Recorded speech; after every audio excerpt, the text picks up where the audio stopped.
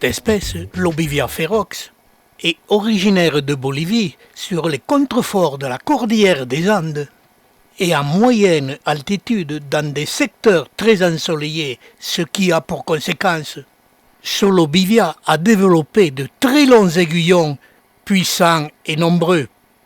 Dans ma serre, je l'ai placé proche du vitrage et ce Lobivia développe des aiguillons de plus de 10 cm de long. Pour nous faire une idée de la morphologie de cette espèce, regardons une image sur site que Christophe nous a ramenée. Cette image est frappante, c'est un vieux sujet sérifié sur sa base, caché par de très nombreux aiguillons, mais le sujet est bien proportionné.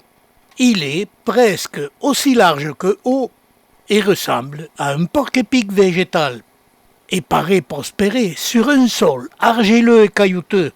Il y a autour peu de végétaux, donc peu d'humus.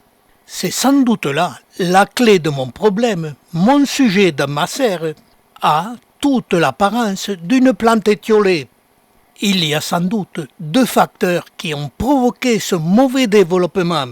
Le premier, un manque d'ensoleillement, provoqué par sa situation géographique et son manque d'altitude.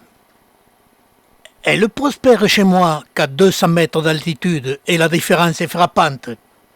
Mais mon sujet a quand même gardé une très bonne spination qui se développe lentement au printemps, mais régulièrement, toutes les années, dès le mois de juin, apparaissent les premiers boutons de fleurs, qui sont couverts de poils denses et noirs.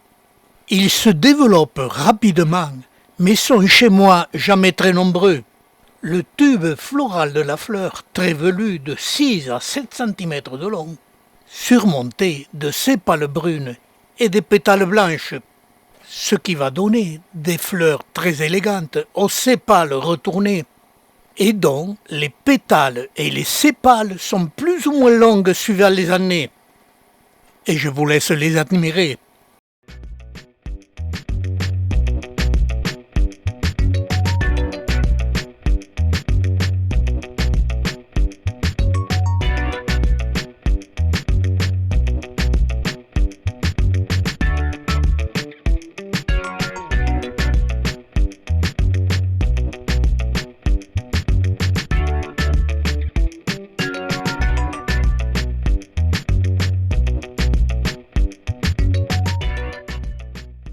Malheureusement, ces fleurs d'une dizaine de centimètres de diamètre ne sont pas autofécondes.